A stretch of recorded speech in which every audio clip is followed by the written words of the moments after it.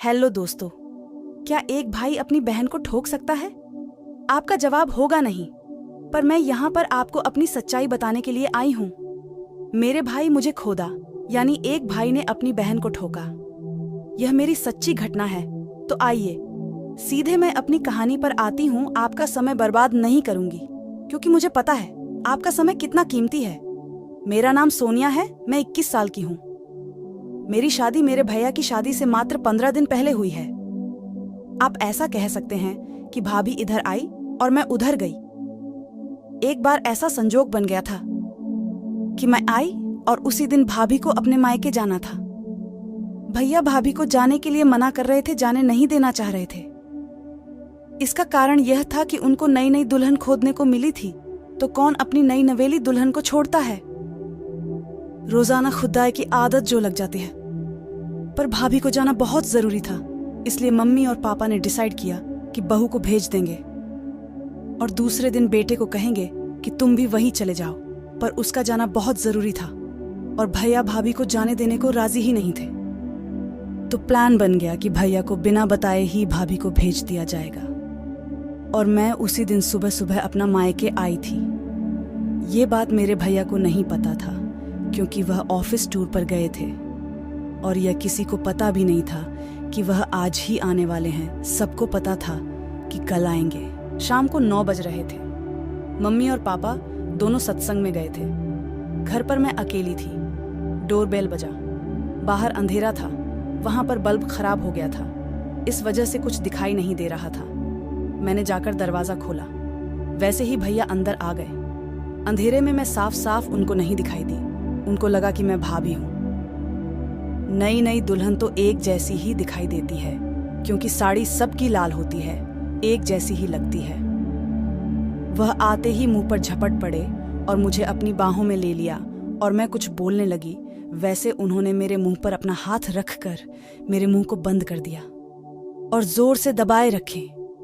अपना बैग वहीं नीचे रखा और मुझे वो कोने में ले गए। मैं छुड़ाने का प्रयास कर रही थी, पर असफल रही, क्योंकि मैं थोड़ा भी बोल नहीं पा रही थी। एक हाथ से वह मेरे मुंह को दबाए हुए थे। उसने पीछे ले जाकर वहीं पर कोने में पीछे से मेरी साड़ी को ऊपर किया और मेरी कच्छी को नीचे किया और मुझे झुकाया। वे मेरे मुंह को दबाए हुए थे। फिर उन्होंने अपना काला घोड़ा मेरी गुफा के ऊपर रखा और जोर से अंदर घुसा दिया। वो जल्दी जल्दी मुझे खोदने लगे। मैं कुछ भी नहीं बोल पा रही थी, बस वो पीछे से धक्का दिए जा रहे थे। उसका घोड़ा मेरी गुफा के अंदर तक पहुंच रहा था। मुझे दर्द भी हो रहा था, क्योंकि मेरे पति ने भी बेदर्दी से मुझे 15 दिन तक खूब खोदा था। मैं कुछ भी नहीं कर पाई, बस चुपचाप ठुकती रही। अब धीरे धीरे मजा भी आने लगा था मुझे, क्योंकि घोड़े का चस्का तो मुझे भी लग गया था, जैसे मेरे भाई को गुफा का चस्का लगा हुआ था। मैंने सोचा कि जो करना था वह तो कर दिया। भैया ने तो मुझे ठोक दिया। अब जो बात हो गई तो हो गई, अब तो मजा ही ले लेते हैं। मैं शांत हो गई और वह पीछे जोर जोर से धक्का दिए जा रहा था।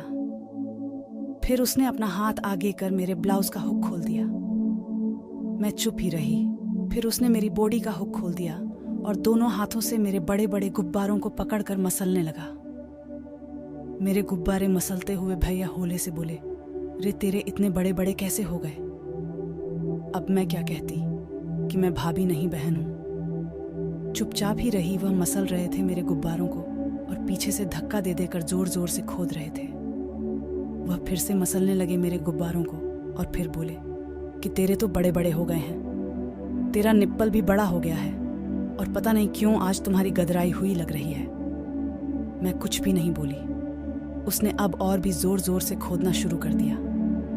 मेरी लंबाई, मेरे शरीर की बनावट, मेरी मोटाई भाभी जितनी ही है और गुफा भी भाभी जैसी ही है, पर मेरे गुब्बारे थोड़े बड़े हैं और भाभी के गुब्बारे थोड़े छोटे हैं।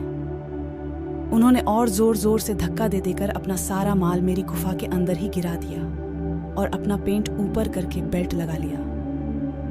बैग उठाकर अंदर की तरफ चले गए। घर में कोई था नहीं। वहीं से बोले, मम्मी पापा कहाँ हैं? मैं आगे गई और बोली, वह लोग सत्संग गए हैं। वह मुझे देखकर परेशान हो गया। उसने कहा, तुम? मैं बोली, हाँ मैं आज आई हूँ। उन्होंने कहा, तुम थी।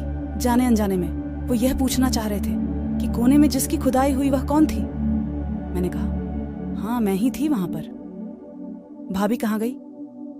मैंने कहा, वह मायके गई है, कल आपको भी वहां पर जाना है। आप तो कल आने वाले थे। भाभी को मायके जाना बहुत जरूरी था। मम्मी पापा को लगा था कि आप नहीं भेजोगे, इसलिए आपसे बिना पूछे ही आज भेज दिया। और वह दोनों बोल रहे थे कि कल तुम भी वहीं चले जाना। वह शर्म से पानी पानी हो गया। उसको समझ आ गया कि वह भाभी नहीं, मैं थी, अपनी बीवी को नहीं। उसने अपनी बहन को ठोक दिया है। उसने कहा, तुम कुछ बोली क्यों नहीं? मैं बोली कि तुमने ही तो अपने हाथ से मेरे मुंह को कस के दबा रखा था। उसने कहा, मैंने इसलिए दबा रखा था ताकि घर वालों को पता नहीं चले कि मैं क्या कर रहा हूं, या तू मुझे मना कर देती, इसलिए मैंने ऐसा किया। बहन, मुझसे बहुत बड़ी गलती हो गई। मुझे नहीं पता था कि तुम थी, मुझे लगा कि तुम्हारी भाभी है।